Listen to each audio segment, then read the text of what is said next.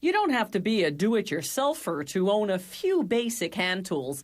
Even the renovationally challenged are likely to possess a hammer, a screwdriver, maybe even a pair of pliers. If not in a toolbox, then at least crammed into a messy drawer somewhere.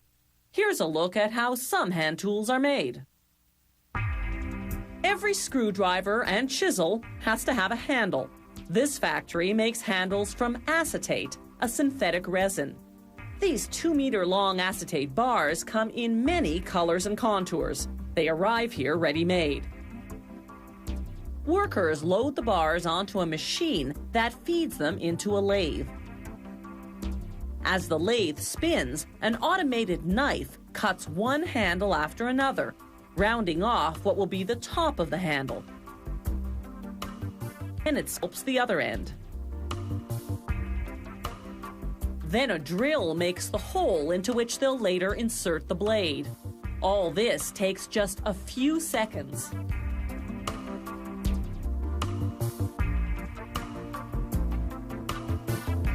Now the handles travel to their next stop, the dipping machine. Acetate becomes dull and opaque when cut, so the machine dips them in acetone, a chemical solvent. This brings back their translucence and shine. It also removes any acetate shavings stuck to the ends. Here's what the handles look like before the acetone bath.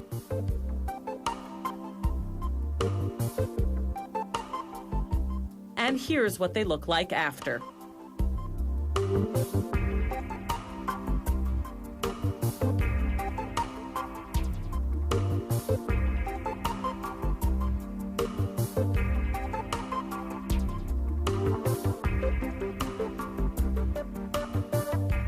The handles air dry on their way to the next stop on the production line, printing. The hot stamp printer works in conjunction with an ink ribbon. It applies about 25 kilograms of pressure, engraving the product code and brand name, while the heat, about 70 degrees Celsius, transfers the ink from the ribbon into the engraved lettering.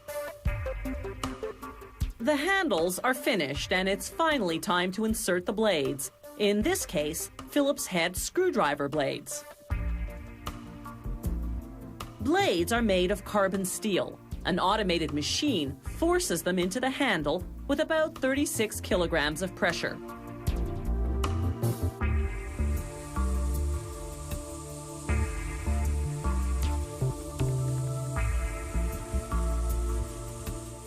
Workers insert chisel blades manually in order to protect their sharp edge. At the same time, they top the handle with a steel cap to give the chisel extra striking power.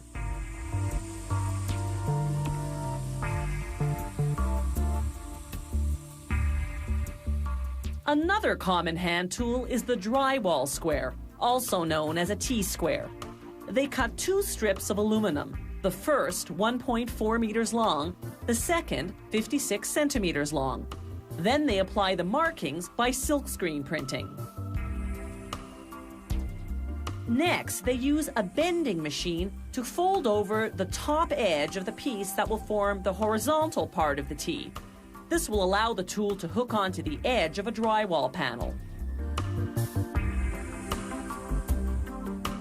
Finally, they rivet the 2 pieces together.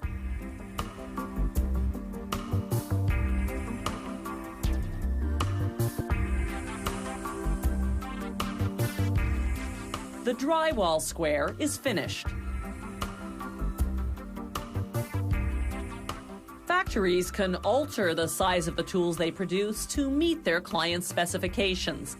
Standard screwdrivers have handles 9 to 11 centimeters long, with blades 4 to 20 centimeters in length. Some screwdrivers, on the other hand, have extra long blades, while stubby screwdrivers have short handles for getting into tight places. Then there are those skinny pocket screwdrivers and precision screwdrivers for jewelers and electronics technicians. All of which proves there's a tool that's the right size for every job.